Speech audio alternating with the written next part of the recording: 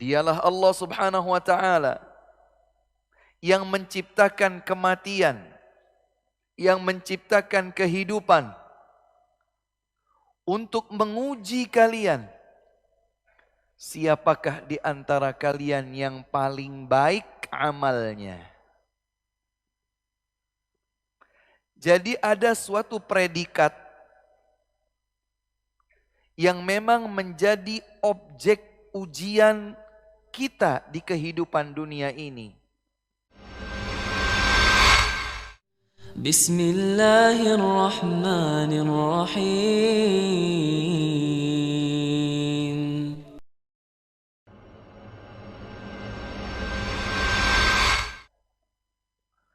Ustadz, kalau saya tidak tahu kapan saya tutup usia, apa yang sebaiknya saya lakukan agar bekal saya menjumpai Allah Subhanahu wa ta'ala cukup? Saya sudah tahu Ustadz, di hidup ini kita harus beribadah. Dari mulai saya bangun sampai saya tidur kembali untuk menyembah Allah Subhanahu wa ta'ala dalam setiap gerak-gerik tingkah laku saya. Tapi Ustadz juga bilang bahwa ajal akan datang tiba-tiba tanpa berpamitan terlebih dahulu. Kalau begitu, boleh jadi sebetulnya usia saya tinggal sedikit. Mungkin sampai nanti jam 5 sore, saya tidak tahu Pak Ustadz. Mungkin nanti malam jam 11 nanti, ternyata saya tidak ada. Mungkin tinggal 1 hari, mungkin tinggal 2 hari, mungkin tinggal 1 pekan atau 1 bulan. Yang sehat, bugar, ternyata dijemput oleh ajalnya lebih dahulu daripada mereka yang meringkuk sakit di rumah sakit. Jadi apa yang saya harus persiapkan? Ketika saya tidak tahu kapan tutup usia saya. Hadirin sekalian, jawabannya adalah lakukan saja yang terbaik. Lakukan yang terbaik. Sebagaimana Allah Subhanahu wa ta'ala berfirman dalam surat Al-Mulk, atau sebagian menyebutnya surat Tabarak, ayat yang kedua. Allah Subhanahu wa ta'ala berfirman, Alladzi khalaqal mauta wal hayata liyabluwakum ayyukum ahsanu amala. Dialah Allah Subhanahu wa ta'ala yang menciptakan kematian, yang menciptakan kehidupan untuk menguji kalian. Siapakah di antara kalian yang paling baik amalnya? Jadi ada suatu predikat yang memang menjadi objek ujian kita di kehidupan dunia ini. Apa objek ujian kita tersebut? Melakukan yang terbaik. Ahsanu amala. Melakukan amal yang terbaik. Amal yang terbaik. Ustadz, amal yang terbaik itu yang seperti apa? Amal yang terbaik, ahsanu amala itu yang bagaimana?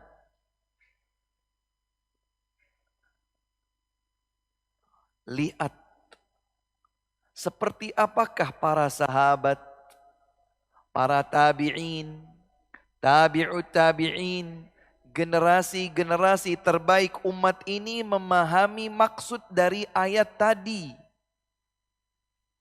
Dari ayat 2 surat Al-Mulk, seperti apa generasi terdahulu as-salaf as-salih yang sudah lewat namun mereka terbukti berada di atas kesolihan. Mereka memahami ahsan wa amala yang Nabi ajarkan kepada mereka seperti apa.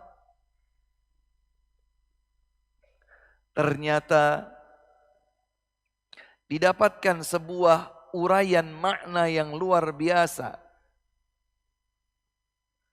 dari seorang as-salaf as-salih, generasi lewat terdahulu yang salih, seorang bernama Al-Fudail bin Iyad rahimahullah. Siapa namanya? Al-Fudail bin Iyad. Al-Fudail bin Iyad tabi'in atau tabi'ut tabi'in. Masih di antara generasi terbaik umat ini as-salaf as-salih. Beliau menguraikan makna ahsan wa amala dalam ayat 2 surat Al-Mulk. Kata beliau, akhlasuhu wa aswabuh. Yang paling ikhlas hanya tertuju kepada Allah subhanahu wa ta'ala. Satu. Aswabuh, yang paling benar sesuai tuntunan Nabi Muhammad sallallahu alaihi wasallam. Hadirin jamaah, Bapak dan Ibu sekalian rahimakumullah. Ini konsep dan kaedah hidup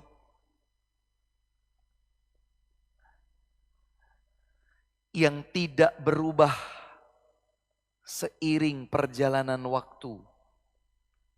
Berbeda dengan urusan-urusan dunia yang semakin waktu semakin berkembang katanya.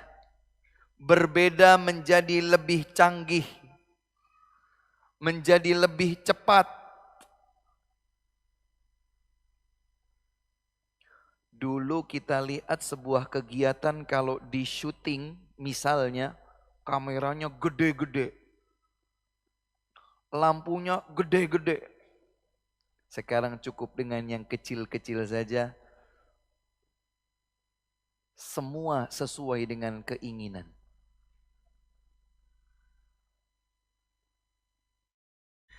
Sekarang layar sebesar genggaman tangan kita ini, bahkan sekarang lewat handphone kayak gini ini Pak, kita sudah bisa umroh. Wah, apa iya Ustaz? Iya. Setelah pemerintah Saudi Arabia mengeluarkan kebijakan seseorang bisa umroh tanpa lewat biro perjalanan travel, haji atau umroh, maka seseorang dari kursinya, dari atas kasurnya, tinggal gerak-gerakan jari jemari tangannya saja. Proses beli kamar hotel. Di Mekahnya apa, di Madinahnya apa. Pesan beli tiket pesawat pulang pergi. Pesan bis atau kereta cepat Mekah Madinah atau Jeddah Madinah. Setelah diproses, masukkan aplikasi, akan keluar visa dengan sendirinya. Ajib. Ini urusan dunia. Kebijakan seperti itu, kemudahan seperti ini baru muncul sekarang. Di penghujung 2022, di awal 2023. Urusan dunia mengalami mustajaddat. Ada update, ada upgrade. Berbeda dengan urusan agama. Karena agama bukan produksi manusia. Agama adalah ketentuan Allah Rabbul Alamin.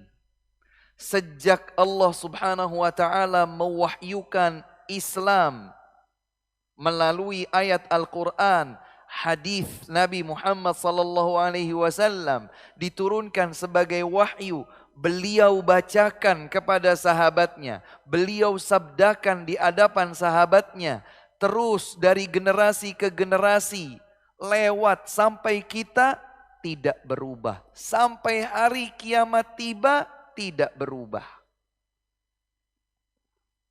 Urusan agama bukan produksi manusia. Urusan agama harus sesuai dengan yang Allah kehendaki, sesuai dengan yang Nabi bimbingkan untuk umatnya. Jadi kalau Allah Subhanahu wa taala berfirman bahwa objek ujian kita di dunia ini adalah untuk meraih predikat ahsan wa amala, amal yang terbaik. Yang ternyata maksud dari ayat terbaik itu adalah yang paling ikhlas kepada Allah, yang paling sesuai tuntunan Rasulullah sallallahu alaihi wasallam, itu namanya pakem. Paten permanen, tidak berubah.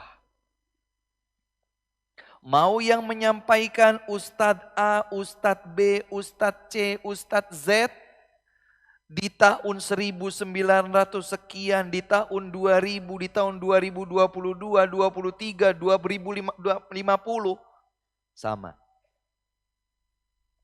Sepanjang kita kembali kepada Al-Quran, kembali kepada hadis sesuai pemahaman generasi terbaik umat ini, maka pasti bimbingannya sama.